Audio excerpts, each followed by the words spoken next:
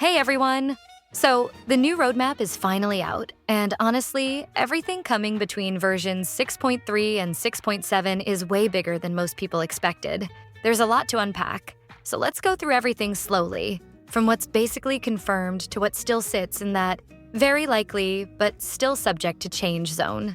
The whole idea here is to give you a clear picture of what's actually on the way, so you can plan without feeling lost. Save up to 25% on Genesis crystals at lootbar.gg. You can buy the 6,480 Genesis crystal pack, normally $100 in-game, for just $75 on Lootbar. That's 81 pulls, almost guaranteeing you a 5-star for your account while saving you $25. The process is super simple. Just enter your UID, select your server, and receive your crystals in under a minute.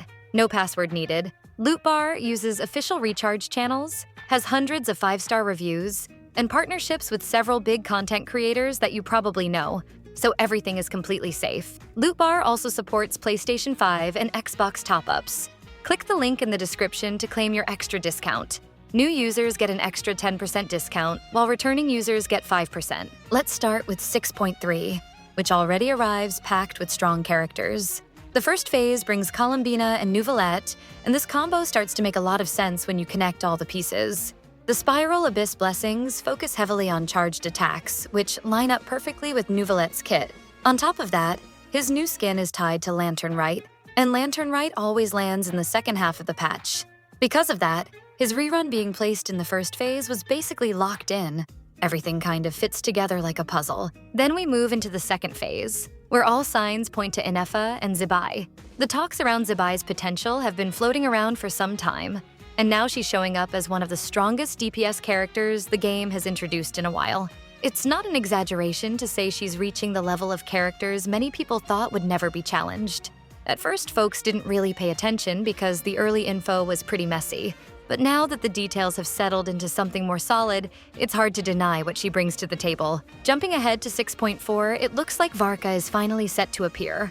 He's an Anemo Claymore user with ties to the Hexen Zircle, which already creates some fun synergy possibilities with characters like Durin, Venti, Klee, and Albedo.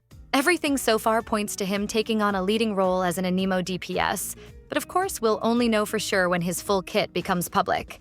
As for the reruns in that patch, we should expect older characters who fit well with Varka, like Albedo, or newer ones like Skirk, who has never had a rerun, or maybe Mavuika and Escoffier, depending on how their banners line up.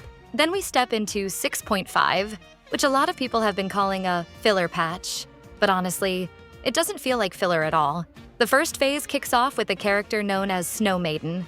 She might have shown up in some trailers, but her real identity is still a total mystery. For now, we have zero leaks or even hints about her. Citlali and Raiden are expected to return during this patch, along with one of the first reruns from Nod Cry characters like Flynn's or Lauma. But the highlight of the update is clearly Snow Maiden. Her arrival right after Varka feels very intentional and could open up new team comps, especially with Columbina and other Anemo-focused setups. And on top of that, there's another 5-star planned for the second phase. This one is supposed to enter the permanent banner after debuting, but we have absolutely no information about them yet, not even a name. All of this sets the stage for 6.6, which is marked by the long-awaited arrival of Nicole, one of the witches mentioned many times throughout the story. She's expected to be a pyro support unit, though her full kit hasn't been shown yet.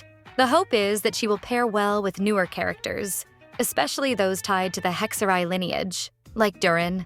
If she really ends up being a pyro support who boosts reactions or brings strong utility on field, she could become a core piece for Melt and Vape teams, or any team that needs steady pyro application.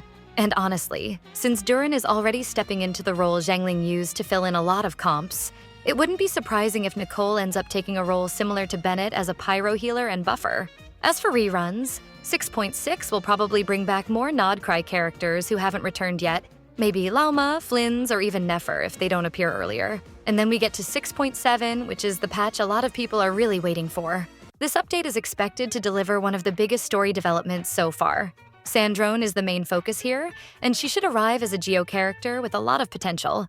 It makes sense that they saved her for this point, because Hoyo likes to reserve certain major figures for moments where the story takes a big turn.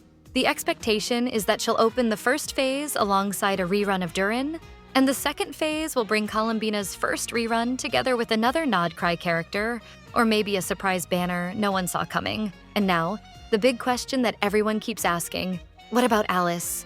Well, everything suggests she's still not joining the playable roster anytime soon. Sandrone seems to be stepping into the role many people thought Alice would fill, but that doesn't mean Alice will never come. It just means this isn't the moment for her yet. So that's the full picture. A lot of this info is almost guaranteed, and some parts may still shift. But now at least things look much clearer. It's definitely going to be a tough period for saving gems, especially during 6.3 and 6.6. But at least the path ahead doesn't feel so foggy anymore. Tell me in the comments who you're planning to pull for.